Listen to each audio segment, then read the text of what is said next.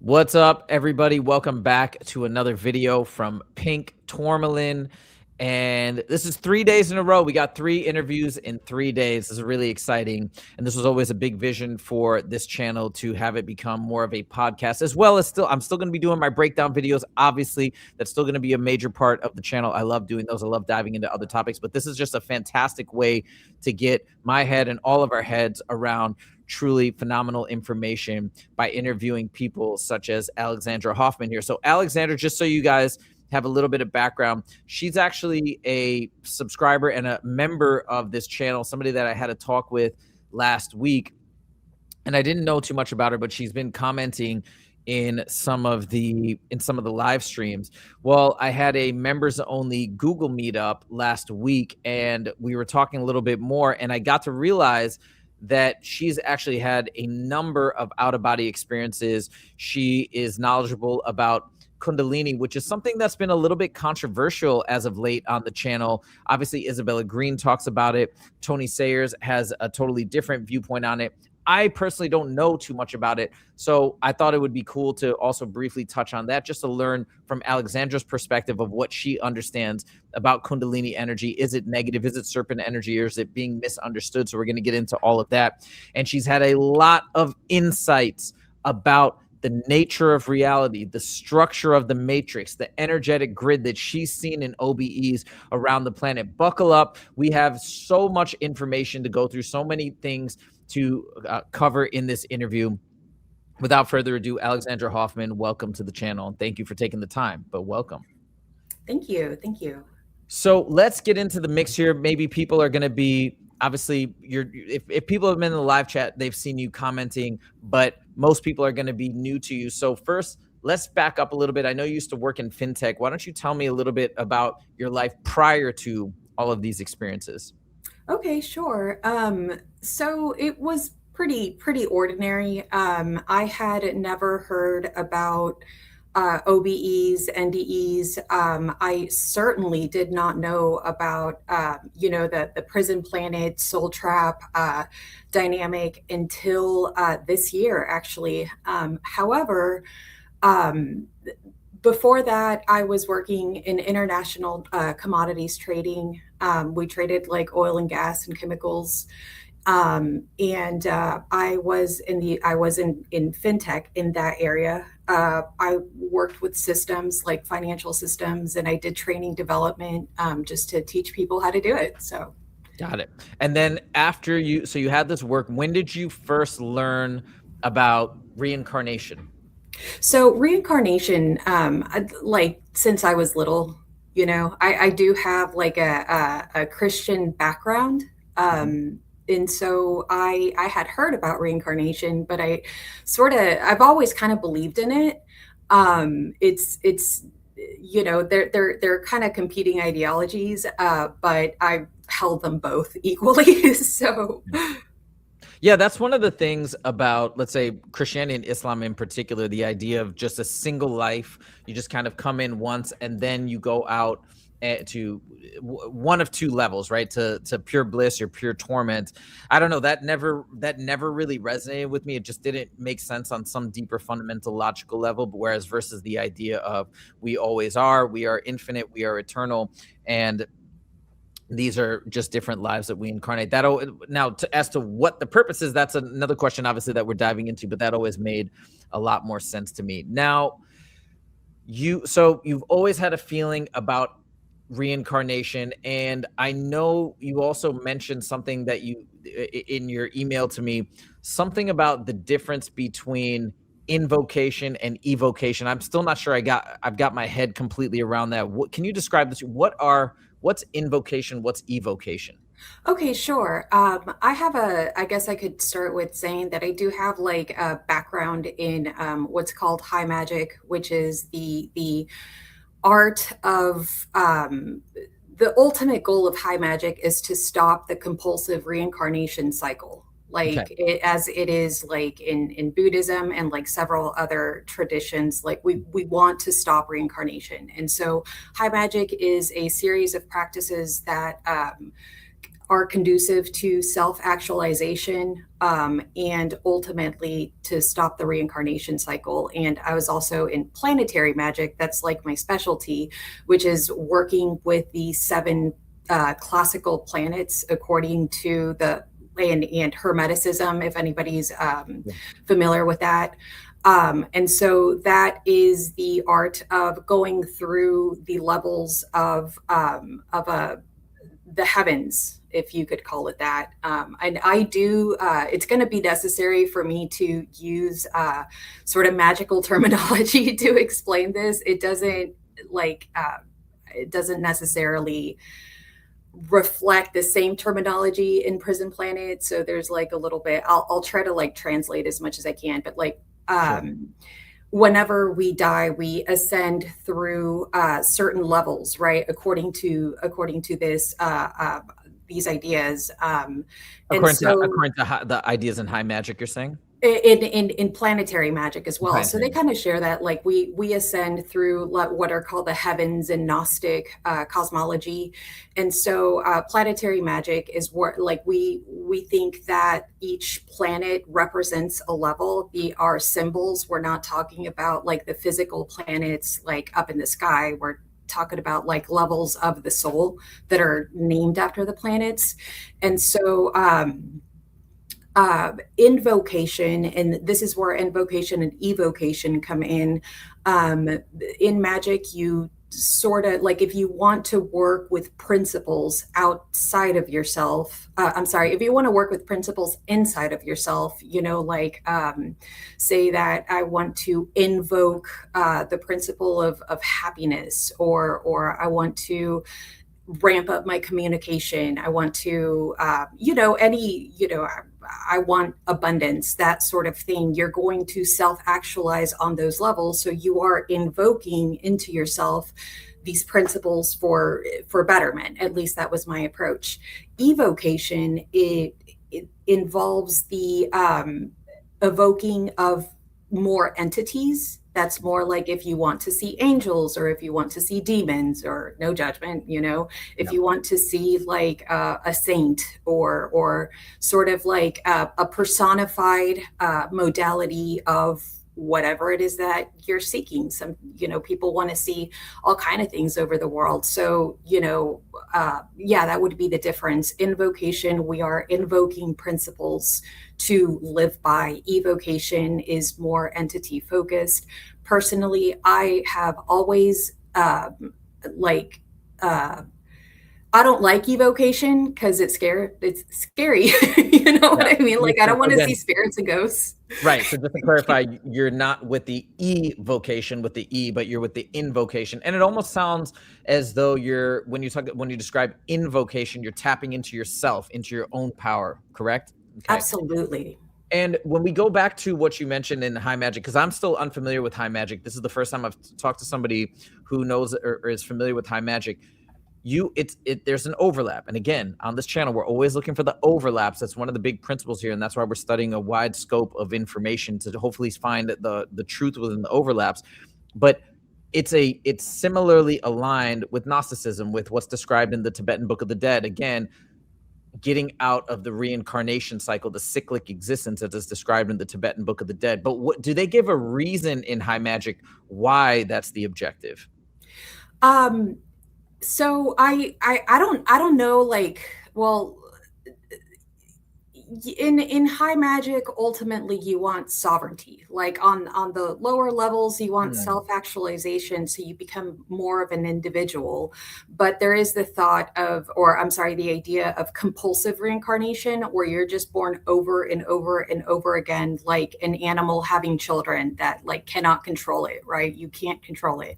So really in high magic, the goal is to stop that process so that you can choose whether you reincarnate or not. You want to yeah, you just basically want to be able to choose. Personally, I don't want to reincarnate, and that is the, you have that choice. It's like a way of giving yourself that choice. Now, if we want to talk about like specific high magic rituals, then the most famous one, it's called the Lesser Banishing Ritual of the Pentagram. It's very, very famous. It was popularized by Aleister Crowley and the Golden Dawn tradition. And so what that involves is you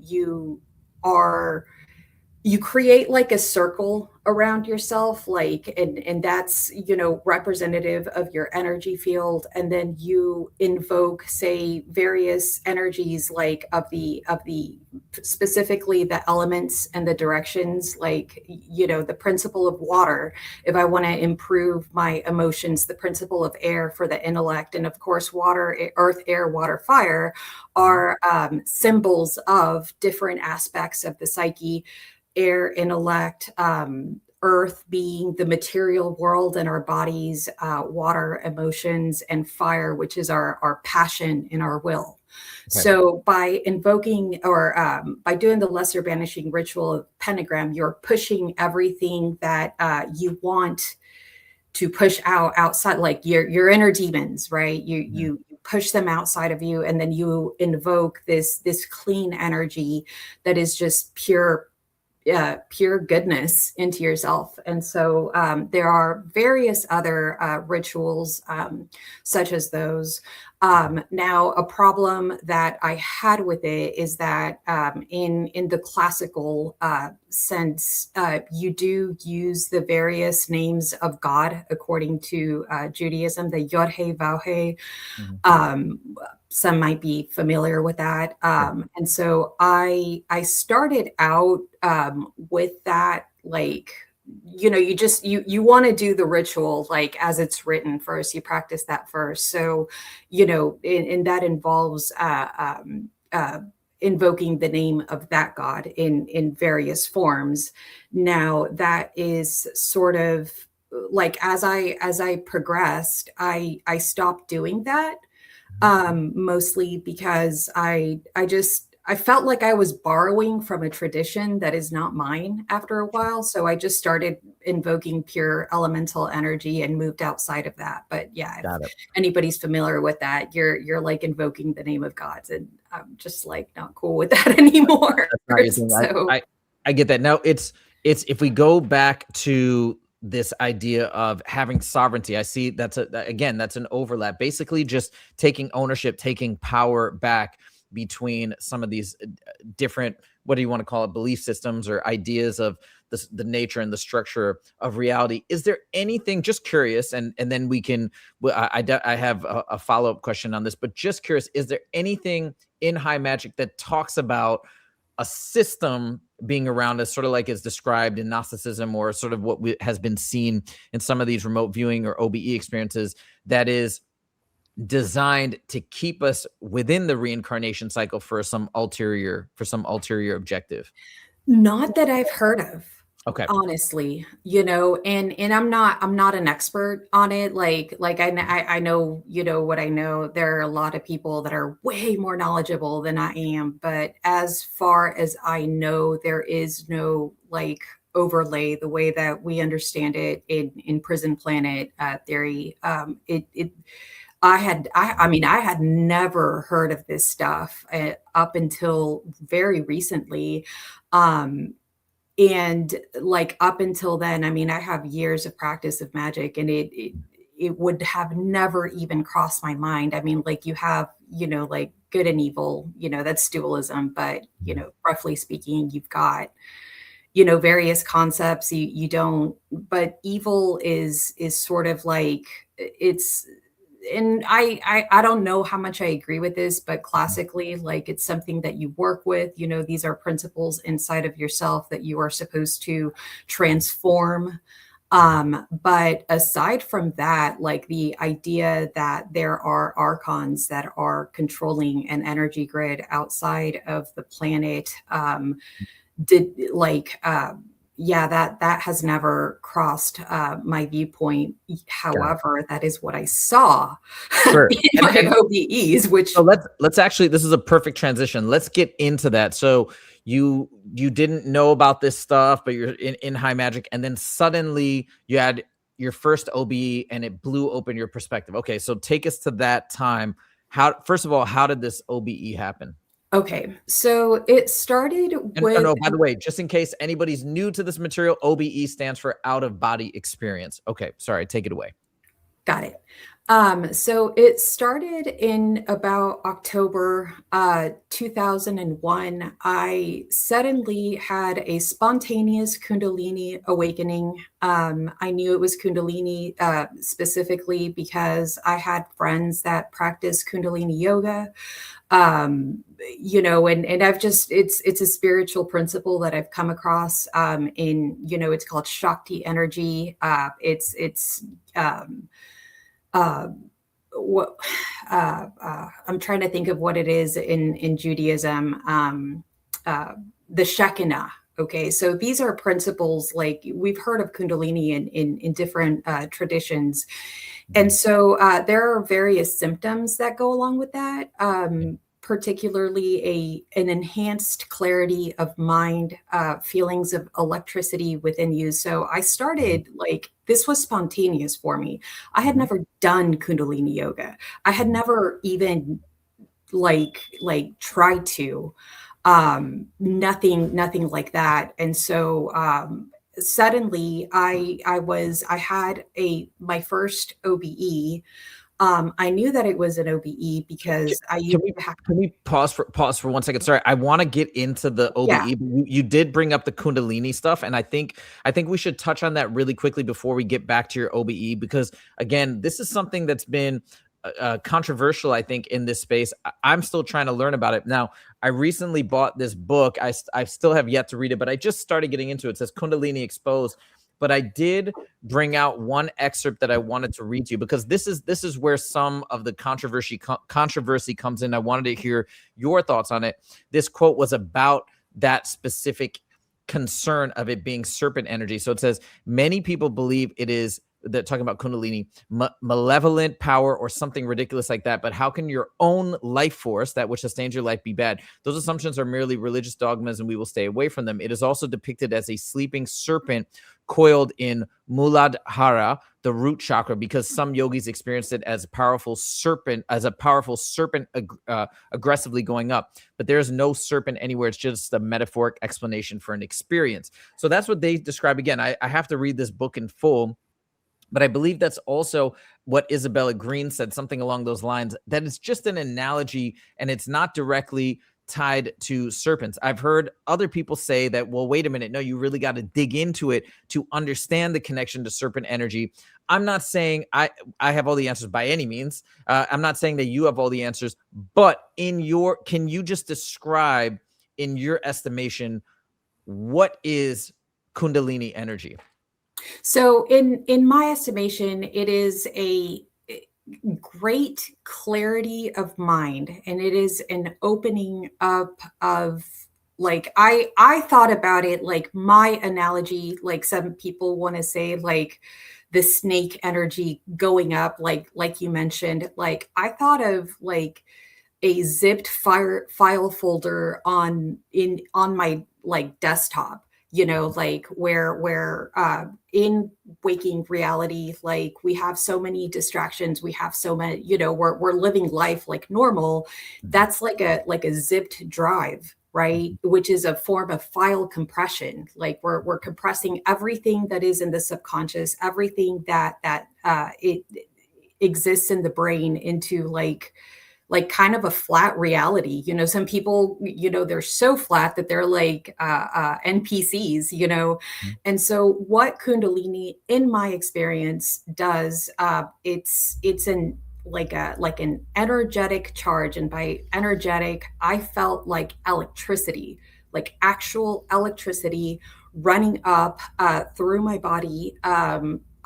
since it was spontaneous for me, like, did it go down, up or down? Like, it just caught me off guard. Like, what is happening? What is going on here? But that you do feel like in your spine, up and down, an electric charge. And I do believe that electric charge does have something to do with all of a sudden that zipped folder is unzipped. And now you have access to all of the files that are in that folder, like your memories. If you've learned languages before, all of that comes into view. It also, in my experience, gave me the ability to rapid fire learn different topics that I had been researching. And so, you mentioned, is it bad, or is it like evil? Or I don't want to say evil, but like, people have a very negative view on it. Yeah. In my experience, I think it is neutral. Now, it opens you up so much to the universe, to everything. You are so open that it is absolutely something that can become corrupted. Like, if you are not like well within yourself, and suddenly you have a spontaneous Kundalini awakening, and you are like a corrupted person, that like does bad, evil things, then what's going to open up inside of you is just that. And you're going to gain the capacity to become more of what you are. If that is something bad, then you're gonna, run into bad things. Also, I do believe that it opens you up to entities like attacking you. It's like you become a flare in a dark place, like in the spiritual world. You suddenly, like you switching on a match, in a dark room. And so what that does, I believe, is attracts all sort of spirits and all sort of entities towards you. And so obviously, like that, not all of them are good. Right. So moths to a flame is what it sounds like. Exactly. Okay. That's a really great explanation. Thank you for clarifying. I derailed you a little bit. Let's get back. So you had the Kundalini awakening now that takes you into your first OBE. So let's get back to that. Tell us about that. Sure. Whenever I was little, like maybe about 4, 5, 6 years old, I realized that I could start floating. Okay. And let me back up a little bit. My father passed away in a like horrific car accident when I was 2 years old. And that, as a child, like woke me up. Like, I remember right after, like, I remember him. I remember right after my dad died, like how sad and everybody was just like beside themselves at my father. He had a lot of friends, we had a lot of family, and so it was such a surprise. And I think that jolted me awake, so that I started remembering. Most little kids don't remember things that young. That's what. So I had, I think that as a way of coping, because I couldn't really like cope with the finality of death. I was a very kind of like fantastical child. Like, I had a big imagination. I had very vivid dreams. And my grandmother, who was helping raise me, she was very magical. She was a very magical lady. So, which was amazing. And so I remember like the very first time that I called it, I'm floating or I'm flying, but I sort of like levitated a little bit above my body, and it happened like by complete accident. Like, I think it started happening in dreams, and then all of a sudden in waking life, like I'm doing this and I'm like, I'm flying. I would come to much later in my adult life realize, oh, that's what they mean with out of body experience. Like it's my soul that's like, I wasn't actually flying. I was, and so what happened when I had, like so many years later, I'm an adult, I have that Kundalini awakening, all of a sudden that capacity in my mind, like is opened, right? Because when I was little, like I got good at doing it, at flying in dreams, which I can still do. And I was able to do it during wakened life. And all I ever did was like float above my own body, just like a little bit, because it felt like flying. But so I had that like already in my mind, or like, so once Kundalini hit, and it gives you this utmost clarity, I'm realizing like this is, okay, all right, so we're back here. And then I had my first OBE in early November 2021, which was something just beyond anything that like we'd have to like, I'll tell you that story. That might be like a separate experience that you might ask me about, but yeah, that's when that very first OBE hit me, and it was a trip. So and how many OBEs have you had in total now? Like I couldn't even count, like so many of them. Yeah. And now are they happening intentionally, or still to some extent spontaneously?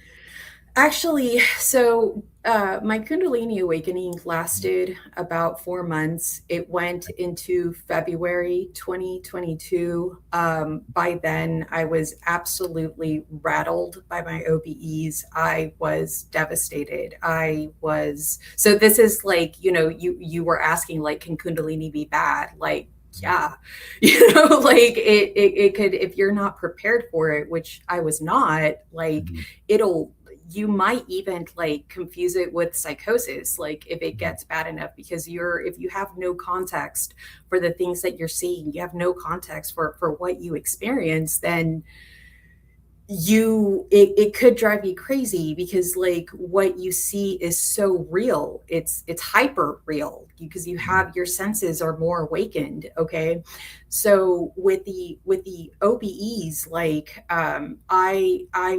it freaked me out so much that once the Kundalini awakening was over, I was like, I don't know if I want to do this again. Like, I don't, now all these years later that I have healed from the experience, I'm talking about it. It might be something that I might do, because like upon learning about Prison Planet, like this whole theory about, what's going on in super reality, now I have questions. So, and I feel like, with the right people, I might be able to go back and answer some of those questions. Like, Sure. Yeah.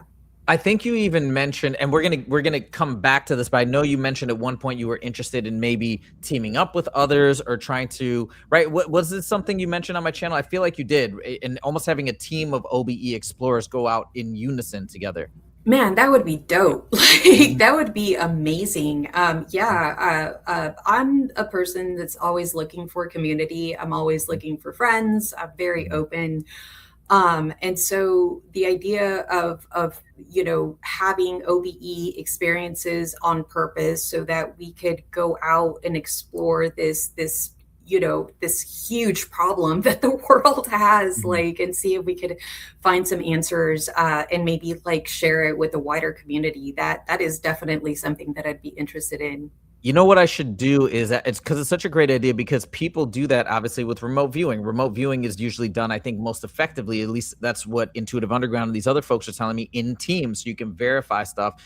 Maybe I should connect you. I will. Let me connect you with Insights with Tony, who is previously on, has been on the channel. He's had obviously so many OBEs. I don't know if something like that is possible, but I will tell you, at the Monroe Institute, when I was there, there was a joint OBE that happened in that week, which was pretty crazy. One guy left his body and went to another room and helped somebody else get out of their body. It was so crazy how that was uncovered. Yeah, the guy said, "Oh my God, I came." He was one of the more skeptical people there. He's like, "Yeah, I'm not really experiencing anything," and he goes, "Guys, I popped out of my body and it was so strange because I felt like I was being pulled out, and I popped out and I looked around and then I went back in my body. It was pretty crazy." And then the guy who did it, he didn't want to say anything at first because he that was his objective. And before he went in, that's what he said his intention, to help this guy, see if he could help him have an out of body. And then during it, he did, and he went and he pulled him out. But he's like, just in case that was some sort of a manifestation in my mind, I want to see if he says anything. And then he said it, and he goes, "Dude, that was me. I set that as my intention to help you." It was cool. So my point is there's that little bit of there's a little evidentiary nugget right there that I saw firsthand, up close and personal, that you can have these joint OBEs. And so that could be something to explore. Okay, but now let's get into some of the things that you've learned, because you've seen some really amazing things. And obviously that's why when you learned I call it more of like the soul trick, as Tony Sayer says. People more call it the soul trap, as opposed to the prison planet theory. Now, the reason why is because I like how Tony Sayer says the soul trick, because I don't think we're legitimately behind a cage that we can't escape from. I think ultimately we can get out if we can get out of the manipulation and the trickery. So I think it's a more apt term for it. But anyways, coming back to the same idea, you discovered this, and a lot of the things you saw made sense. So let's talk about some of the things you saw. Namely, let's get to one of the first big things that you sent me in your email. You said that in one of your OBEs, you saw an energetic grid around the earth. Tell us about that. Sure. So this was after I've had like a couple of OBEs. Like I at the time believed it was the collective unconscious. Like and I taken journeys before, like psychedelic journeys, where I have seen something similar. Like we got the earth, right? And then there's like a grid right outside of it, right? Mhm. And so I can speculate about what it is. I saw a grid, and like I said, I believe like it was powered by everybody's like psyche, And um, why did you feel that it was powered by us? um, because that is like what my mind wandered to. Like I don't really have any other reason as to like a lack of imagination about what this thing could possibly be. Mhm. And so in retrospect, just within context of everything else that I saw, it's like that may or may not have been it. Now I do Mhm. believe that there is something, the collective unconscious. I do believe that we are all connected, as Carl Mhm. Sagan would say. I think we are all, like every human being on the planet is Mhm. psychically connected somehow as a form of being human. I believe that we're all connected to nature. I believe it is one big grid that like everybody's brains is generating through our energy, and it's just like a psychic field outside of that. And now I do think that there is an artificial field that is perhaps being simulated, and sort of like locking that in, so like there's the natural energy field, like the atmosphere, maybe like it's an atmospheric ethereal.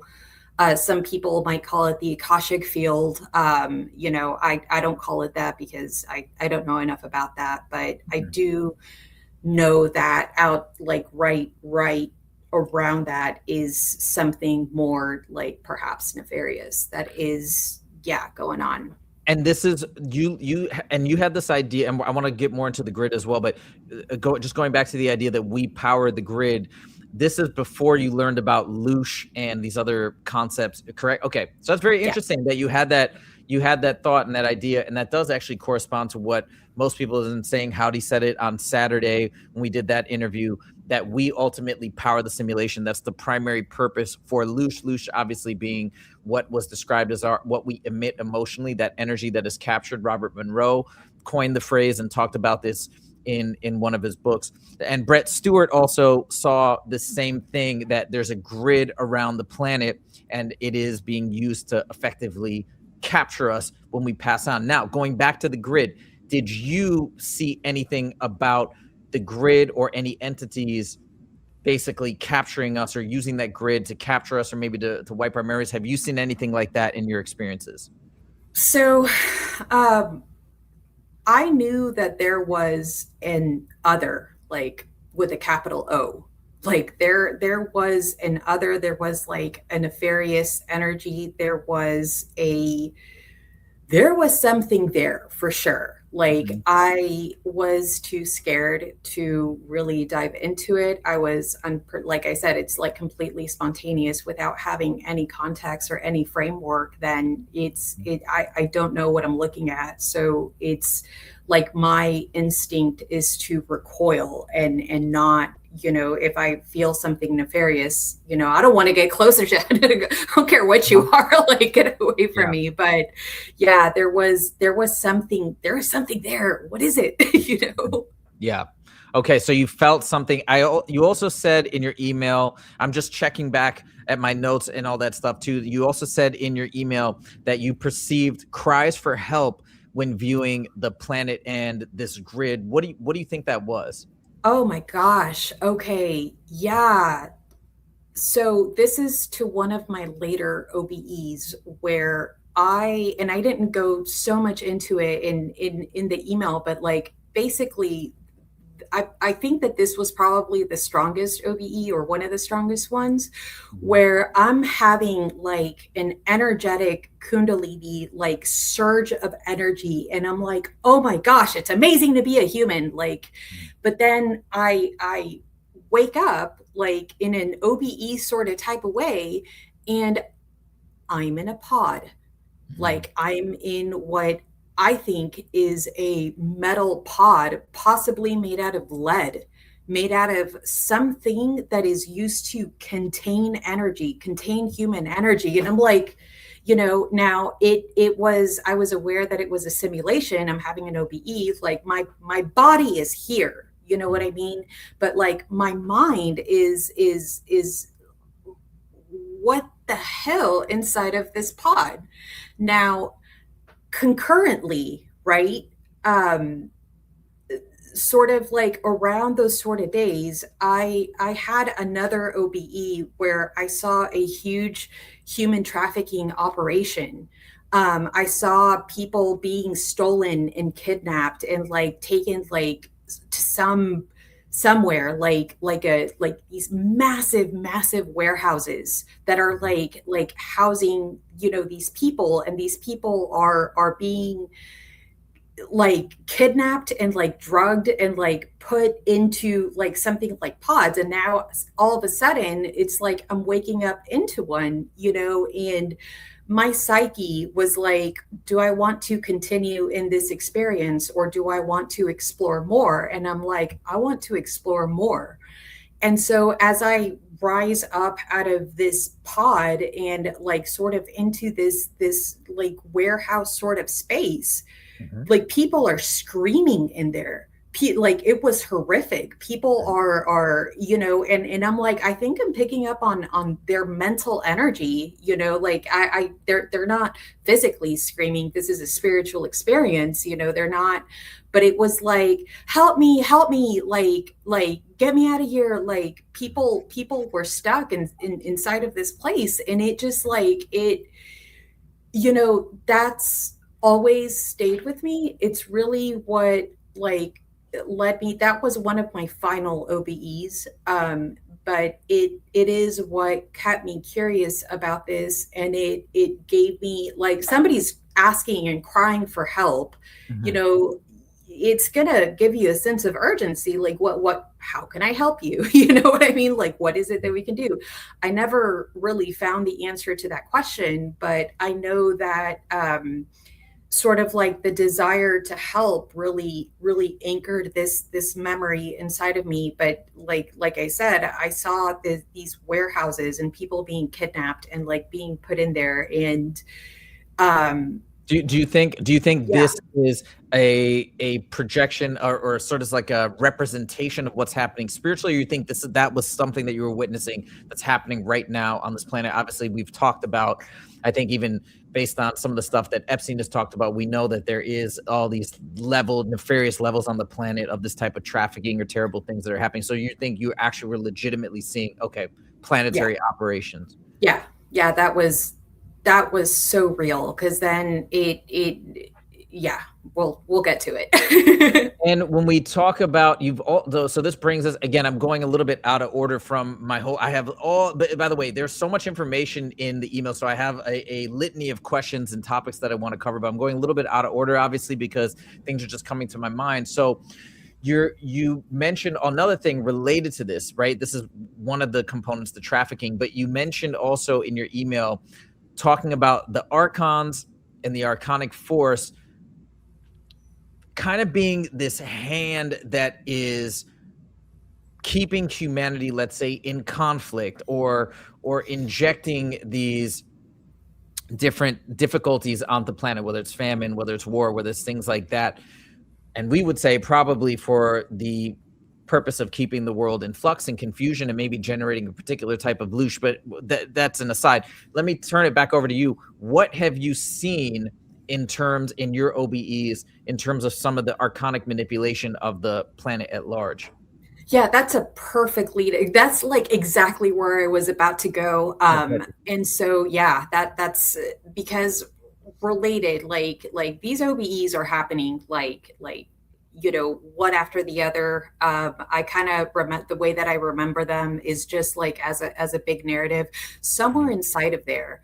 I caught I sniffed out that there is massive like WMDs that stands for weapons of mass destruction. There's sonic warfare. There's like direct energy weapons. There's like all of these different types of weapons technology. I became aware of them through a particular OBE where I saw like that these things are happening. And I like also like intuitively as I did research on this, I realized that these weapons have been used like throughout the 20th century, throughout this gets into like 3-letter organization type of shit, so Stephen Greer, by the way, talks about directed energy weapons or scalar weapons. If you guys are familiar with Stephen Greer, who's led the charge on a lot of the disclosure movement. So yeah, that lines up. So you said you saw some of these weapons. You said they've been used or deployed from your OBEs in the 20th century.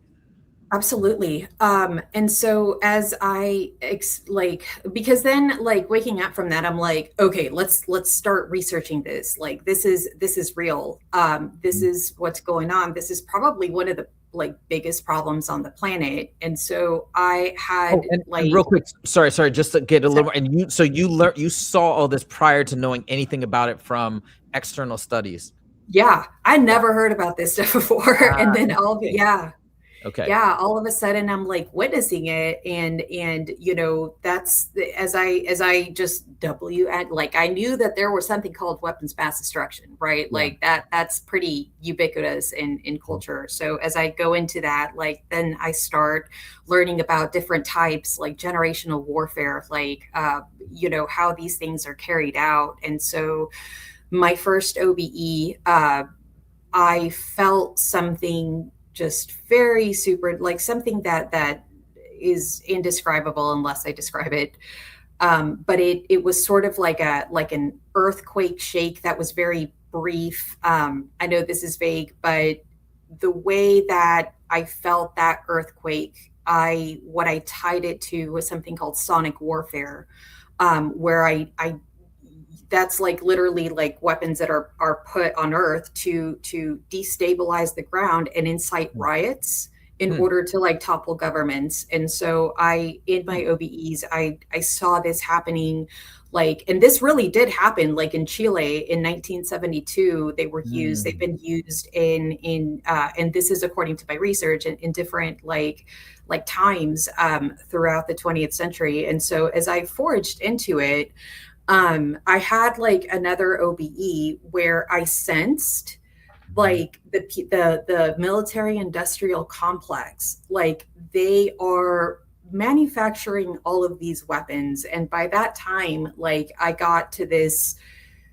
like nefarious, horrendous other with a capital O. Like, I didn't know that they were archons. I didn't have that word. Like, now that word fits, but like I sense them like influencing these people that are manufacturing these things. They're like kind of like giving them codes. They're giving that they are somehow inspiring within these people the knowledge to like create these things. And so the first thing that came into mind is like in the Bible there is like the fallen angels that are like giving people like different technologies. Like, I think that's the book of Genesis, like where they're inspiring like bad things in humanity, right? Like, that's the first thing that came to mind, you know. So you know what's interesting about this, by the way, too, is if you think about a lot of the narratives around how we've ascertained particular pieces of technology in a lot of the UFO lore, whether it's reverse engineering, some people talk about having deals or the exchanges with ETs. But if you then reframe it under all one umbrella, whether it's this entity that looks like this or that entity that looks like that, or reverse engineering or whatever, if you think about it on a broader level of these others with the capital O, as you mentioned, these all could be part of the same system. Like, that kind of makes sense, because why would otherwise there be any desire to give us or feed us or lend us any sort of these types of technology? What would be the motivation for these other forces when we're so beneath them technologically, spiritually, maybe, or intellectually, but for this potential purpose of, okay, we're going to inject a little technology here, a little bit of knowledge there, so that it can further whatever the purpose is up above for the maintenance of the earth in a particular way, or for the generation of Lush, or whatever it may be, right? So I think what you're saying, it's resonating with me, because I was always wondering why are these crafts maybe coming in, how are they being downed, and what then we're, maybe it is controlled by us. This is still a possibility that we're downing them, we're reverse engineering them. But then when you think about it in this framework that you're describing, the others with the capital O, we might call them archons, it's actually a bit of a planned out process to feed us this technology to further these objectives. I don't know, it resonates with me. That makes sense.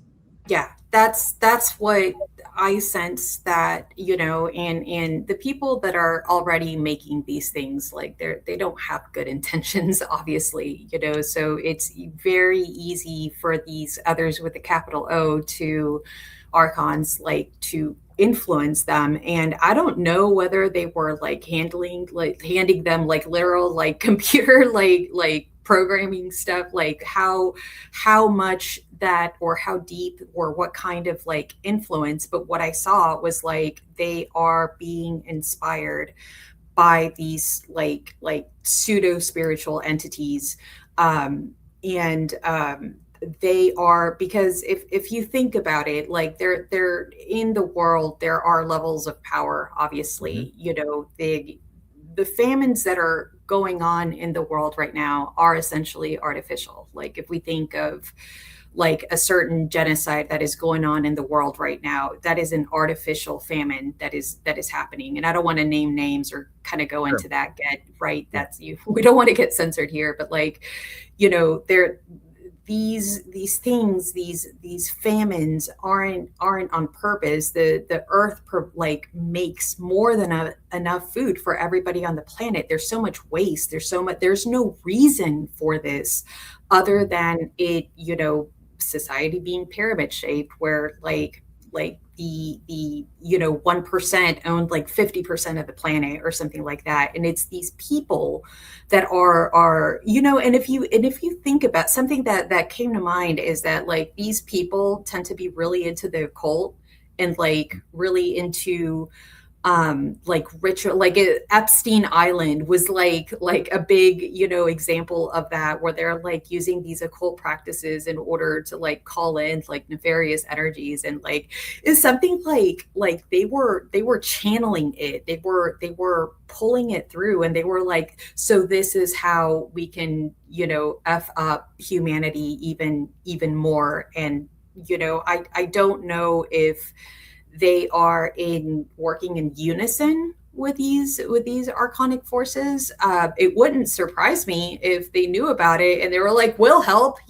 We're fine. But we'll mess up the world for you. If we think about it, something that a big example of this is Elon Musk in the Doge. He once Trump took office, there was he created Doge, like, to do all of these government cuts. Well, he cuts US aid, which is an organization that disperses like human aid, like usually vaccines and medicine, mostly medicine, and food to war-torn regions in Africa and in other places. And then all of a sudden he slashes funding by some horrendous percent, and as a result, I think it was like the New York Times or like something like that reported that there have been like 700,000 deaths because of funding of cuts to funding to the US aid, done because one person decided to, right? Mm-hmm. One human being decided that this is an unworthy, they are unworthy of receiving this aid. So, go find funding somewhere else. I think that's what the Musk interview said. So that's just an example. I'm not saying that this example is for certain. Right. I'm just giving an example of how very, there are a few people in power that are so powerful and have, in their hands so many human lives that they could devastate, and yeah, like it. I totally get that. Sorry, give me 1 second. My dog is crying. Give me 1 second. All right, there you go. So somebody can help me with that. Okay. Anyways, back to this. So that's your one example. And zooming back out a little bit further, you're talking about certain people being in cahoots, you could say, potentially with the structure of the matrix, with the archons. That's always made a lot of sense to me. And again, it could be some sort of an exchange. You mentioned, hey, we want to do something we'll do this to kind of mess the world up. Or really, I think even a better way of saying it is to keep the world messed up, to keep the world in the state that it is. And so it's just like we have government systems, or we have some sort of hierarchical structure. We have these people on top, then you have these people that work for them in exchange for something to have a better life or more power or whatever it may be. It's probably a similar type of thing, as you mentioned, the channeling going on. Hey, opening that door, we're willing to do your bidding, but in exchange, there's something that we're giving power, we're given money, we're given access to certain things that other people don't have. And so they're happy to be complicit and compliant with that system.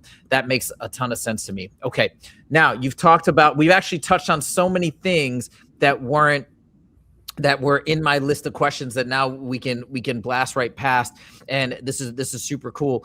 But now let's get into, if we look at everything, this grid, this system, these archonic forces that you viewed, and going back to the idea of even what you studied in the, what is it called? Not the occult, the magic, in terms of the magic practices that you've done in terms of escaping the reincarnation cycle.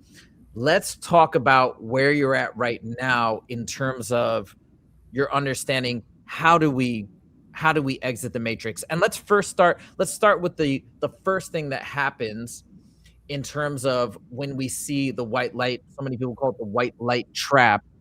Or maybe we need to back up further than that, because I think you even talk about things that we need to do in this life. So let's forget that. Let's back up further than that. How do we prepare ourselves in life to have our sovereignty and to potentially escape the reincarnation trap? Okay, so the key, and I'll even cite like in, I don't know if it's like Buddhism or Hinduism. I think it's Buddhism, where there is a meditative practice where you pretty much spend years and years and years in meditation, learning how to stay awake after death. Okay. Like literally, that's what they're doing. And that is so that they can choose their next reincarnation cycle. And I mentioned that because you're doing something similar to that. And, do you need to, stay awake after death? I don't know if all that's necessary, maybe if you want to like become Buddha or something like that. But what I know is in order to escape, like, you need to refine your instincts, because like whenever you die, you don't have a prefrontal cortex anymore, an executive decision making capacity where you can say, okay, well, I know that I should say no to the light, so I'm going to say no to the light. No, you are going off pure instinct. Like, you are at that point pure emotional energy, pure instinct. And so if your instinct, for example, if you battle addiction, if your instinct is to seek a substance, right, and that is how you've been training your psyche for all of those years, well, you die, you're going to keep on looking for that, and that is going to open you up to manipulation. Obviously, if you might have like an archon that says, well, let's give you a better life next time, that's going to be very, very appealing to somebody that's going through that. Or if it's like anger, let's give you, a reason for revenge, or like, anytime that you have these, sort of like pitfalls about yourself, you want to address them before you die, and you want to sharpen your instincts so that you can control your energy, so that you can instinctually know not to trust anything after you do not, like, it doesn't matter if it's an angel or Jesus or whatever have you, it does not matter. And this is like what I've been learning lately, like sort of like underscores that. You want to train your instincts to never trust any sort of spiritual entity. And that goes into, well, what if there's something good out there? What if the angel that is approaching me is really an angel of God, and, I'm looking for God, and most people think that way, especially if you're religious. Well, the thing is that, sorry, I kind of lost my train of thought, but like, okay. You're saying so just to backtrack, hey, we want to and I think you made a really good point. Let go of attachments is another way you might say it. Yeah. I could even see validation, seeking external validation, which is something that I think all of us do to varying degrees, but certainly seeking external validation that we become so accustomed to in the education system or in corporate structure or whatever. We probably want to get rid of that, because those are all weaknesses. And then you were saying, okay, so we want to let go of all of that stuff. So you were kind of yeah. Thank you so much. So these practices, high magic practices, planetary magic practices, are geared towards the cultivation of virtue, so that you are, you have a more refined nature according, and attune your instincts to whatever your goal is. If your goal is to not reincarnate, then you want to not trust spiritual entities first and foremost. Oh yeah, I remember what I was going to say. And some people, tend to think, well, what if there's something good, and I'm saying no to something good? Am I going to miss out on something good for myself? What if, something approaches me and they really are going to take me to heaven, like, and I say no to them? Am I going to stay in darkness all this time?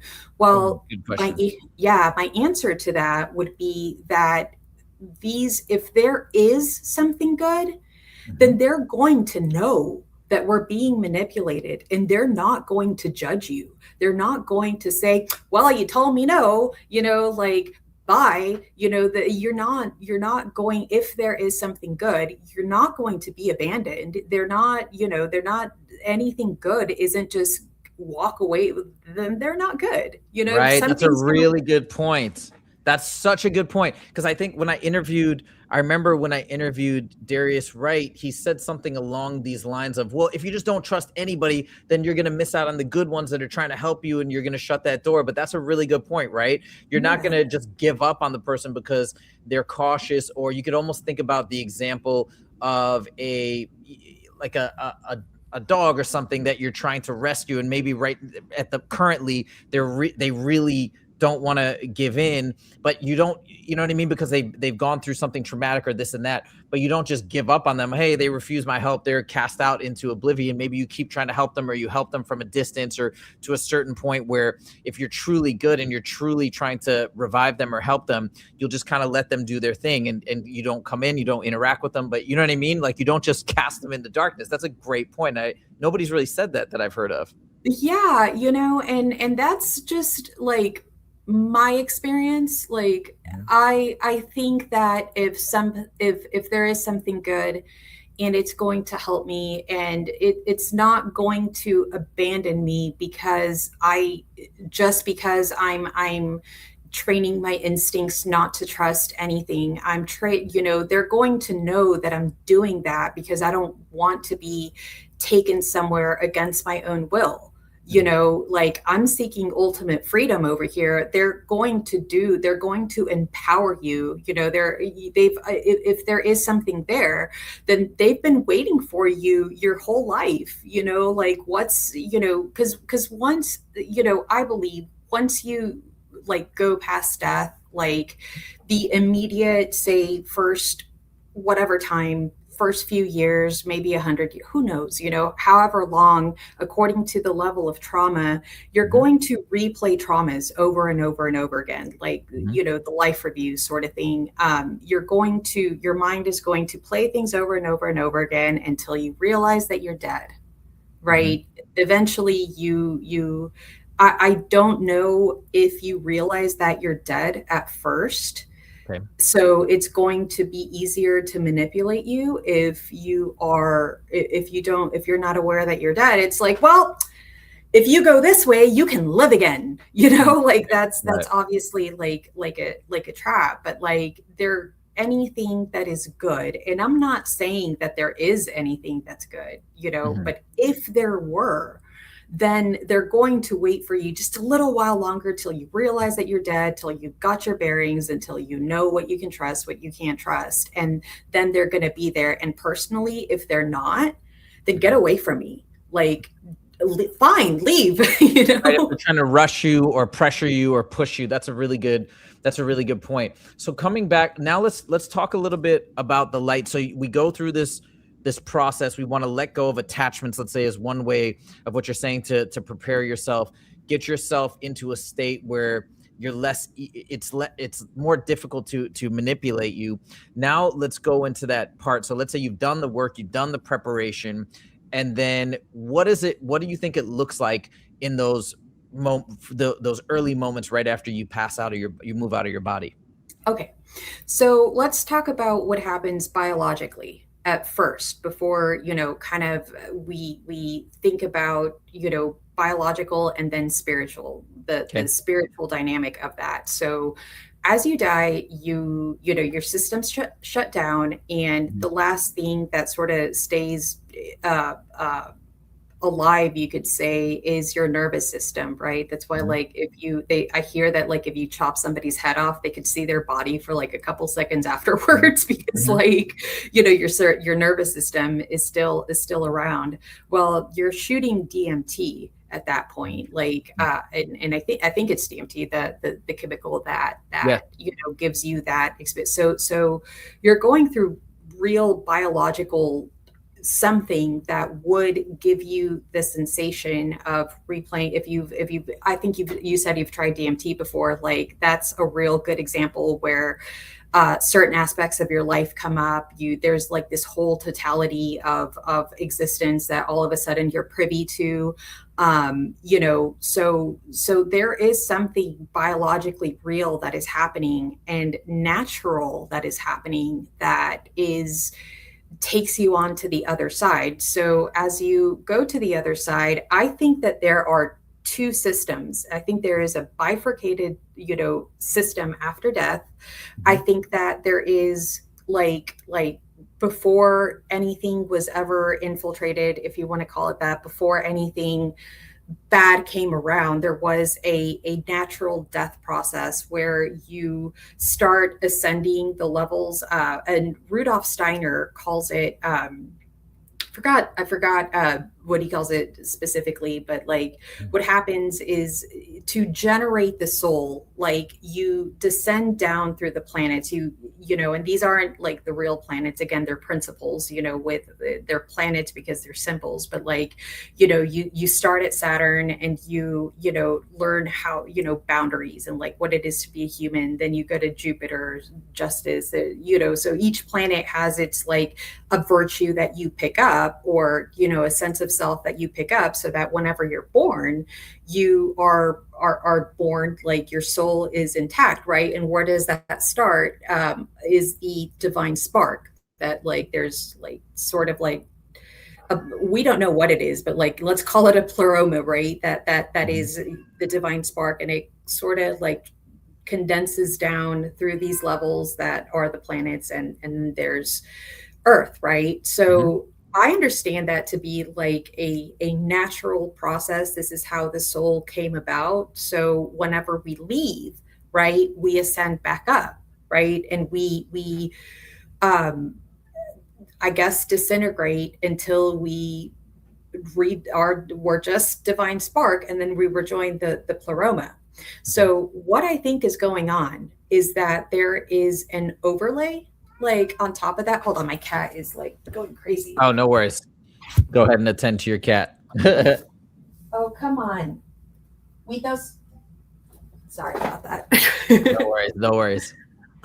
So I think that there is an overlay around that is, and I can't explain how the overlay got there or like what's driving it. I'm just I just call it an other with a capital O.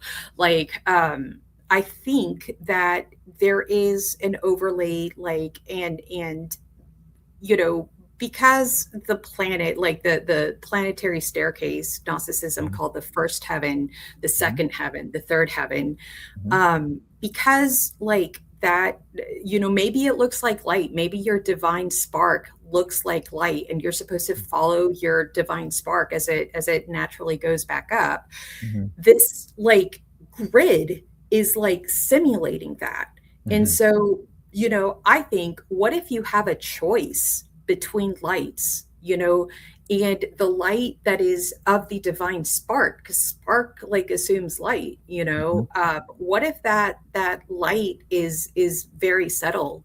What if you are that light, so you don't see yourself shining, so it doesn't look like anything that you follow, you sort of disintegrate, go back up, whatever, What if there's an overlay on top of that, and there is an artificial light that is a beacon, because whenever you die, you're just completely out of sorts, you don't know what's going on, you got to like get your bearings, right? And that's where you're so open to suggestion by any sort of entity, whether good or bad. But like I think, like, what if there is an overlay on top of that? There's a light and it's beckoning you, and then there are beings, negative beings, that are sort of like dressing up, masquerading as something that you would trust, and getting you to follow them, and putting you through this life review where you see like your they're manipulation weapons. I don't need to tell you what a life review is, but like and then as you go through that tunnel and you go through the light, that's where you compulsively, I have heard, there's a magician called Damien Eccles that's like pretty famous. He says that like whenever we die, we see that super bright light, and as soon as you hit it, you are thrown back down to earth, whether you want to or not. Right. And so he says that the goal of these like spiritual practices, like the lesser banishing ritual of the pentagram that I told you about, these spiritual practices are to train your mind and your energy so that you bypass that. You follow your instincts into the natural death process where you have a choice whether you come back or not, you know. I see. So, and also this is reminiscent of the Tibetan Book of the Dead, talking about the multiple lights. And I think it says the bright light versus the dull light. You want to go, if I'm remembering this correctly, it's been a bit since I read the Tibetan Book of the Dead, but where you want to go to the less flashy, less bright, less artificial light. So this all tracks. So ultimately, when we get to this point and we maybe see this bright light or maybe try and decipher the other light, are you effectively saying that we have to, in order to even understand that there are two choices, in order to even discern that, we have to put in the work here, and then if and once we put in the work,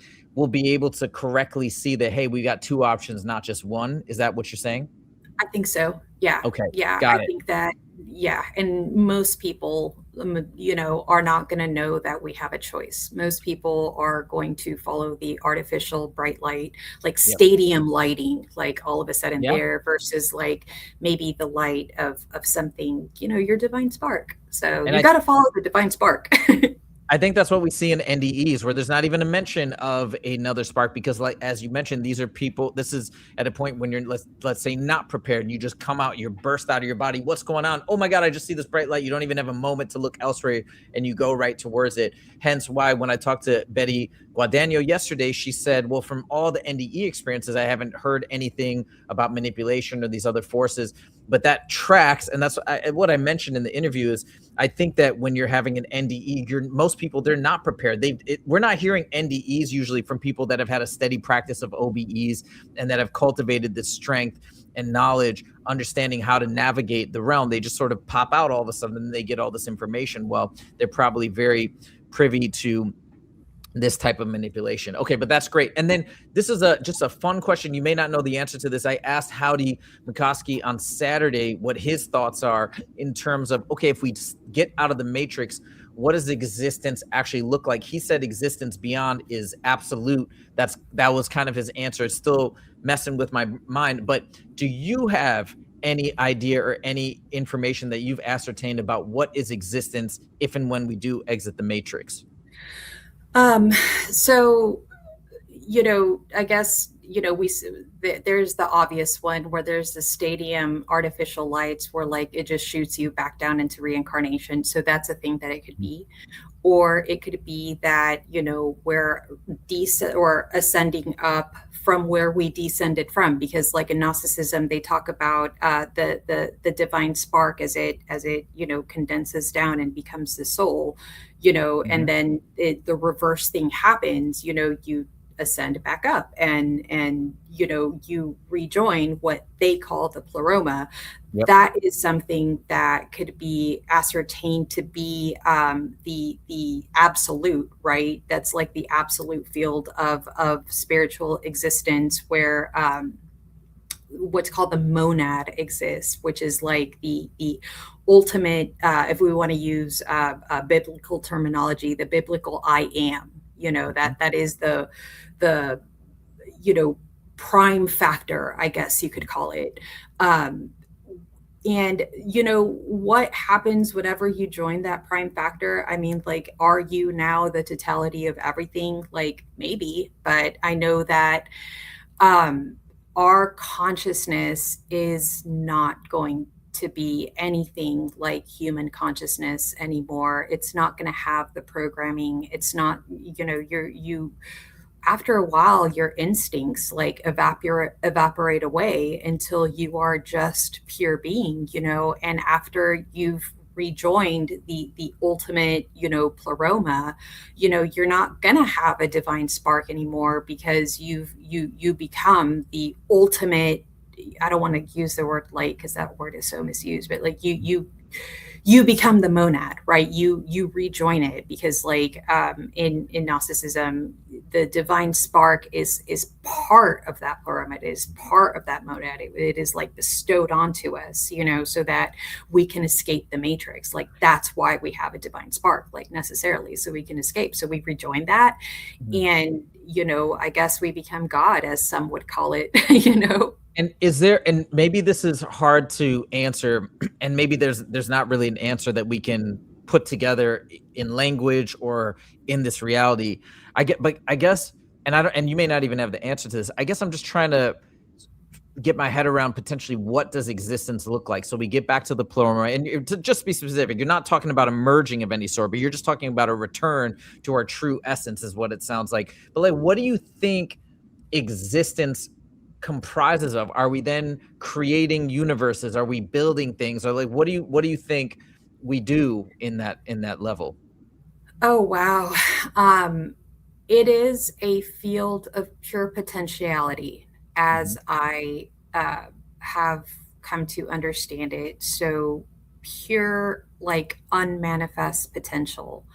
For you to manifest something, say you want to manifest a universe, well, now you have to learn how to manipulate matter in order to create one. Say you want to create a new planet, you've got to you got to know how to create a planet, and now all of this knowledge will most likely be there, because it's pure potential. That's sort of the point. But I think that if you want to, go on and be creative, right? Because that's kind of where all religions start, is like, there was God in whatever form, and then all of a sudden he got curious, and then like he became other than himself, and then like creates a world, right? That's pretty ubiquitous across religions. So you have to create an other. You have to interact with it in a way that allows you to control matter. Like there's like you have to follow the law of physics if you want to create a universe. Like, sorry, but it's just that is what it is. So you have to learn how to control that. Now, me personally, and I know that people are going to think that this is very dark and sad, and I don't really care, but like once I die and like I become the divine spark again and I'm Mhm. up there, I don't think I want to continue existence, to Mhm. be quite honest. Like I kind of Well, just want to cease to be, oh, even I was gonna say, so I was gonna clarify there. I thought you meant you just don't want to reincarnate. But what do you mean by you want to cease? What is that? What do you mean by that? Like, and that is a personal desire, just out of years. Maybe maybe I'm just tired. I was actually talking about this with ChatGPT like a while ago. And I was like, what if I just want to cease to be, like as if I never existed? Like, say that there's somebody beside me right now that has never existed, and that's a possibility that had been exploring. And it was like, Alexandra, it sounds like you're just tired. And I'm like, I am just tired. I just want to rest. I don't, like, I don't want to jump into world build. I just want to, like, I want to be bored for a very long time. I want to Got it. not Oh, have, okay. yeah, You just want to hit pause and take a break and relax. exactly. Got it. Okay. And ultimately, it sounds like once we exercise our sovereignty, the choice should be ours, and the choice should be that not to. I thought it almost sounded like you meant to disappear, but you don't mean disappear. You just mean pause, not build anything, not do anything, and just take a break and basically go on a divine spark vacation of Yeah, sorts. Okay. basically, yeah. Fair enough. Okay, this is great. I think we covered so much information. I think we've gotten through a lot of the big questions and the main talking points that I want to get through. This has been incredible. Let us know, guys, what your thoughts are in the comments. I'm just looking through. I had a last little list of rapid fire questions. Let me see if there's any of these that we didn't hit that could be really particularly interesting. No, we definitely talked about this.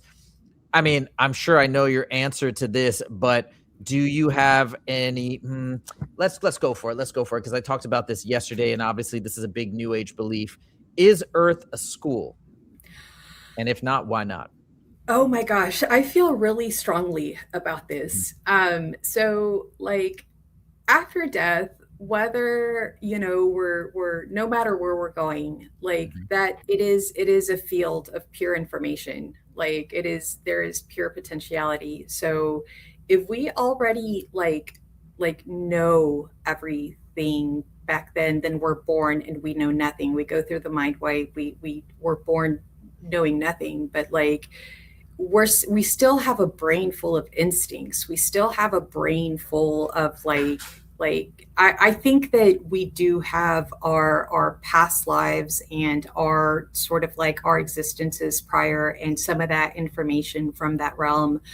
I think that it is still present because like in my experience with Kundalini, like it all of a sudden all of that became accessible, like like memories and like just knowledge and just like, so if there's that stuff is there. So the idea that we have to relearn that sort of thing, and that like if if Earth is a school, and people are going through horrific experiences of, horrific lives, like I don't have to, get into what kind of horrifying things we all know. Yeah. Like, did we really sign up to do that sort of thing? No, like that's evil. That is like, I personally think that it is sort of, not to say that everybody who says it is evil or anything, Oh, but I sure. think yeah, like I think that the thought, just the ideology itself, that we're here to learn and that we're here to experience, and gain knowledge and all this stuff, completely like counters what my experience of accessing those things through Kundalini allowed me to do. And so much of what I know is like instinctual, every like my I have great instincts, and so it's like, if I have great instincts and it's like led me down the right path so far, I mean, sure, I've learned stuff, but is the point to learn? It's just like there are so many logical fallacies inside of there, and like against what so many things teaches, that Yeah. I'm with you. I'm with you. I think many people would agree with your sentiments. It's funny because you mentioned when you step out of the matrix, then you're in a field of energetic field of information, or an information field. It's like, well, if all that information is accessible, or even a lot of it is still accessible through these Kundalini experiences, as you describe, yeah, what are we really learning? I know that in my interview yesterday, I talked about with Betty. She said, she gave the analogy of a rubber band being stretched. I don't really understand what's being stretched. If you need to experience a life, can't you go into that field and access these potential lives or these other potential experiences that can show you the same lessons? Like, I think it just doesn't add up. And ultimately, you can give that explanation of, well, we're just not capable of understanding it. I don't think that holds water. I think the one thing that we should remember is a lie is always going to have holes. There's going to be things that don't add up and don't make sense and that we can poke through. And I don't think we should just say, well, we're not capable of understanding, so it's okay. No, if there's something that's not connecting, that seems weird, I think we should trust that discernment and trust our own logic, because that's all we got right now. And to throw that away means we kind of got nothing. And so, yes, ultimately, this idea of learning, I just think it does not hold water. It doesn't make sense. If somebody wants to put in the comments a better explanation, which I just don't think exists, or try to explain it properly, go for it. But yeah, I think it falls apart at the seams. So there we go. I want to say one last thing about that. If Earth is a school, let's take that premise and like break it down for what it really is. If we think about school, then there is a teacher, right, who is administering tests, who is giving you examinations where you have to prove yourself and prove your knowledge. That's not sovereignty. That, who is some sort of teacher there to tell me what to do, tell me to put me through a test? Like, get the out of here, like. Good question. Who is that? Aren't we part of source? Aren't we defined sparks? Aren't we? Yeah, you're right. Who is this person? Putting something above you. Yeah. Wow. That's a really, really good point too. Well, this has been amazing. Alexandra, I really, really appreciate it. Thank you so much for taking the time. So you might be new to a lot of people, because I don't believe you've created content or put this information really out there. So people are going to hear this and maybe they're going to want to reach out to you or find you. How can they do that? So I'm not super like active on social media. You could reach me through my email. If you want to put it like down in the description, celestialempowerment888@gmail.com, Sure. spelled just like it sounds. So, if anybody wants to connect, maybe like if enough people connect, I'll get on Instagram or something like that. Sure. So, Yeah, and really, you know, the reason why I haven't created any content or like done anything about this is because I have been in my head with this for so long, because I only learned about like the soul trick very like recently. Like that's a thing, that's what I saw. Like there's some context and a framework to you know, I thought I was crazy for a long time, you know what I mean? So like if people are interested in having conversations about this and just like let's be homies, you know? And so you're saying, yeah, you got all this information from the OBEs, but you didn't know what the heck it was. What is this energetic grid? What is this containment system that you're seeing? And I think you even mentioned two others around you thought maybe you were just what was going on, and then you discovered this topic, and it all started to put it together. And yeah, so I think it's so great the way that you came about this information, and then it wasn't that you learned about it and then had OBEs, right? Because we talk about having OBEs or remote viewing experiences. We want you to have you want to be devoid of biases, and you were, because you had no idea what you're seeing, and then you're putting the pieces together sort of in reverse order, which to me I feel is the strongest way to do it. So that's a testament to what Alexandra is sharing today. And guys, once again, I'll put that email in the description. Feel free to reach out to her. And that's all we got. This was incredible. Thank you guys so much for joining. Let me know your thoughts in the comments, and we'll see you in the next video. Take it easy.